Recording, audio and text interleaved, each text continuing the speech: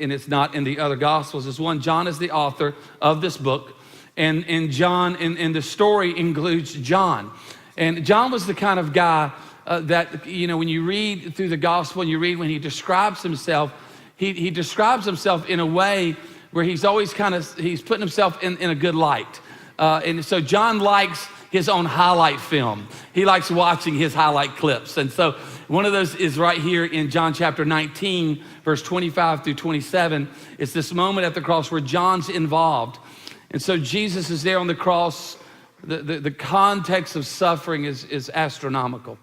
But Jesus has these words, and he speaks to some individuals that have gathered around the cross. The cross was not a real safe place to be if you were a follower of Jesus. So those that were near the cross, they were literally putting their life in danger to be close to Christ right there because of the Romans and the Pharisees. But they're there. There's a small gathering of followers that have followed Jesus all the way to the cross. And the Bible says near the cross of Jesus stood his mother's sister, Mary, the wife of Clopas, and Mary Magdalene. So it mentions 4 women that are there near the cross. One of them is his mother. There's 3 Marys, but one of them is his mother.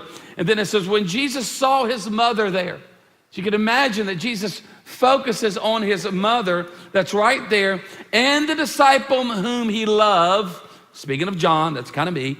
And so John kind of refers to himself. And standing nearby, he says to her, he speaks to his mother first. He says, woman, here is your son. And then he looks to the disciple and says, here is your mother. So he puts the focus on those that are there near the cross. And the Bible says from that time on, this disciple took her unto his home. Now that's an amazing statement. All the statements, all 7 statements are life lessons, and every one of them is amazing and incredible. We learn so much about life, and we look to those. But this is really incredible because when you think about the situation that Jesus is in, Jesus has been arrested. He's been betrayed by Judas. There's been this mock trial. There's been this beating, and there's been this crown of thorns, and all this has gone on. It's been going on now for hours, and now Jesus is delivered to the soldiers, to the Romans who take him out to be crucified, and there he is on Calvary's hill with so many things surrounding him that are painful, the suffering, the turmoil, the horror, the ridicule, the pain, and then there's the personal pain of being crucified, just the level of trauma that's taking place in his physical body. I mean, it's the worst way to die. It's just torture. And what's amazing to me about this third statement is in that moment, he has the ability and has the heart to notice, and he's concerned about his mom.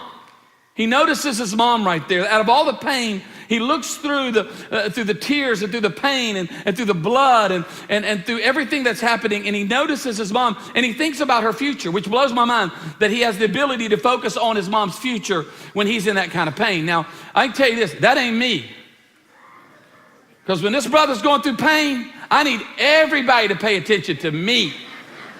I am one selfish individual when I go through pain. I need people I don't even know to lean into me. People, I mean, I think most people are selfish when they're experiencing pain. That's not what Jesus is.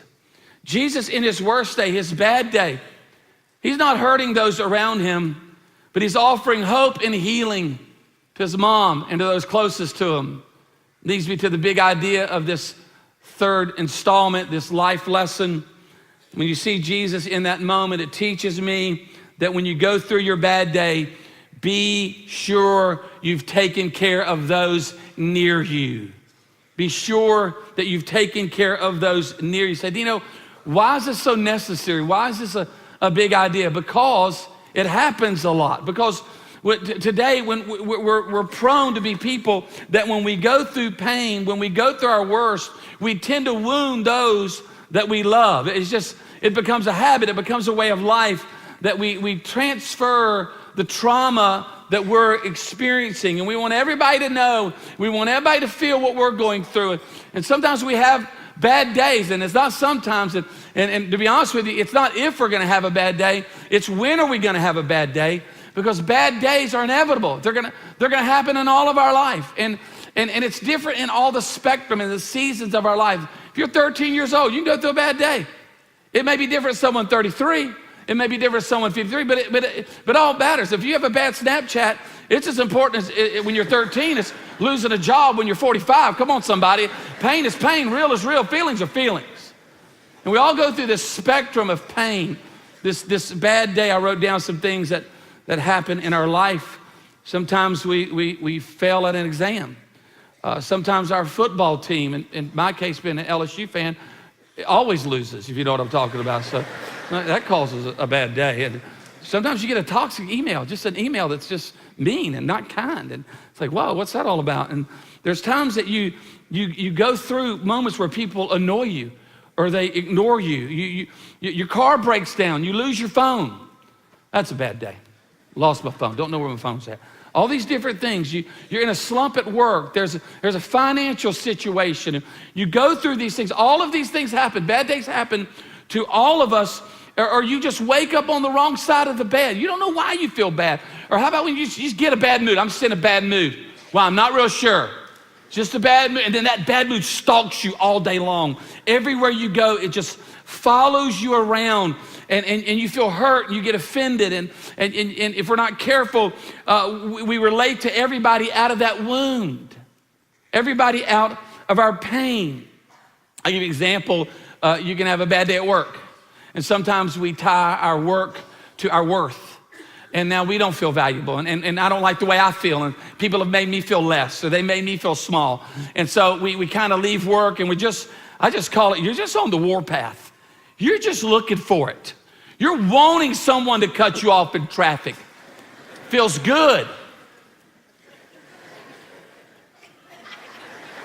Pulling your neighborhood, cars out in the road, somebody's blocking the road. You're writing down their address so you can turn them over to the subdivision police.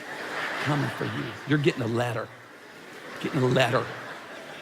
I'm gonna scare you.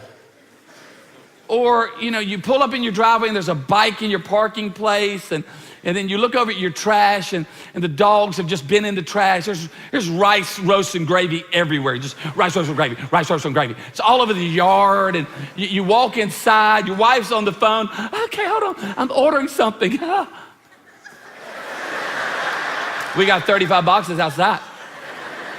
And your kids, they're playing catch, throw a baseball right through your window. And it's warpath. And so what happens at that moment, what do you want to do? We want to pass off the pain.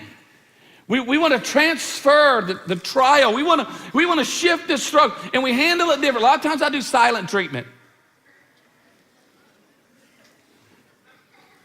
Sometimes we can, I don't know if you ever do the pouting thing where you kind of go isolate yourself. I'm going to go in the back. You're waiting on someone to come see you, because if they don't get there in a hurry, you're coming out to wonder, why don't you care about me? I've been in the back 45 seconds. Come on, it's real. The struggle's real. We go through these things, and then our pastor teaches us all the time. If we're not careful in relation, it escalates.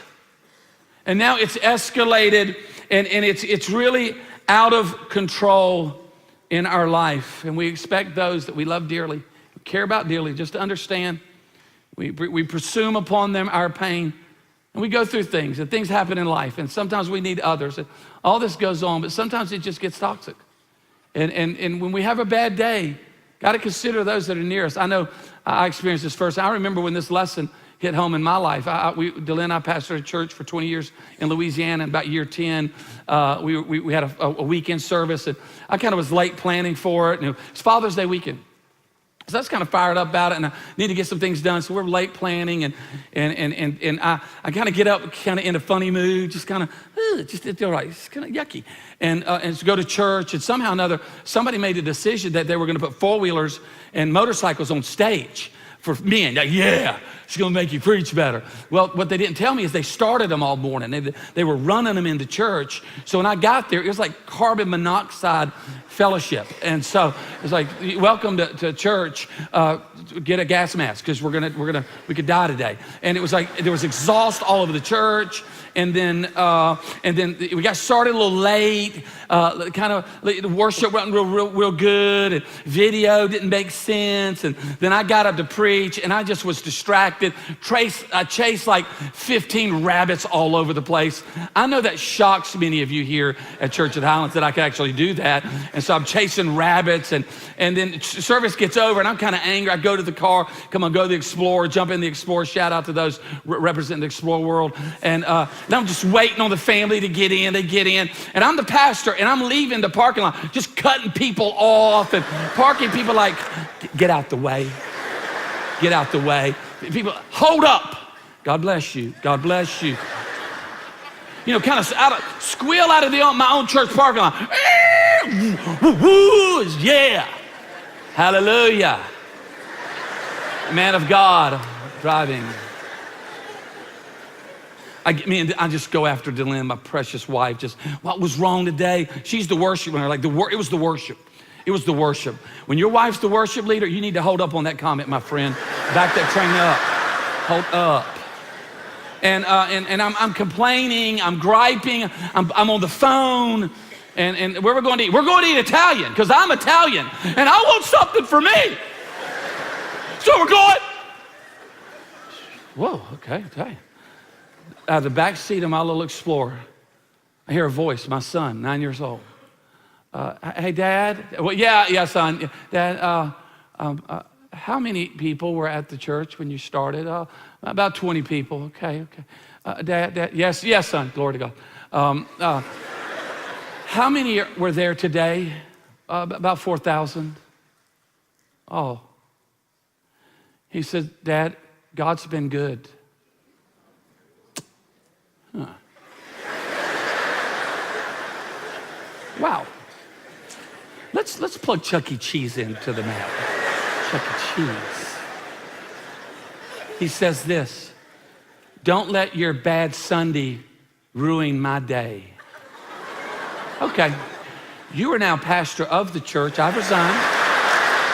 I'm moving to a monastery and I'm learning sand art. That's what I'll be doing now from here, sand art. It's gonna be my gift.